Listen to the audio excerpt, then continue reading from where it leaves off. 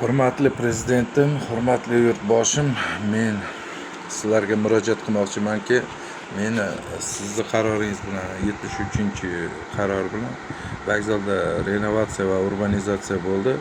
Ushbu qarordan keyin xullas qora oynaga kirgizib, mendan turli hujjatlarga qo'l qo'ydirib olib,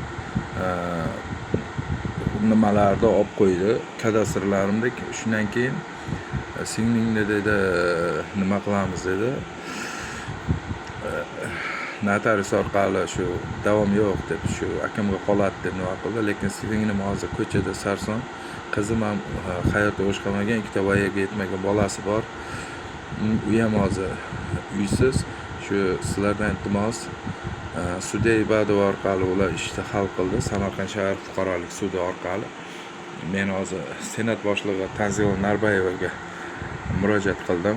Qayta sud bo'lib o'tishini kutib, ularga hech bo'lmasa bir xonadan uy ajratib berishini so'rayman. Chunki sizning qaroringizda yozilgan kompensatsiya 100% deb. Shuning uchun endi yana bir nimani aytmoqchimanki, hurmatli prezidentim, sizga ming rahmat. Lekin sizni qo'l ostingizda qilayotganlar ushbu narsani qilib yotibdi. Mana Samarqand Investdan men noroziman. Shuni sudga berganman. Firdavs aka, uning yuristi Shodiyor aka mendan hujjatlarni tortib olgan va men senatga bundan oldin ham yozgan edim bu haqida. Ushbu ishlar bosti bo'lib ketyapti. Shuni hal qilib berishingizni so'rayman. Lekin yana bir bor sizdan rahmat.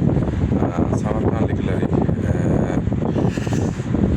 like bosing, tezroq bu video tarqalsin. Mana sizdan rozi bo'lganim, mana shunaqa uylar, shunaqa uy biz nogironlarga taqdim etdingiz.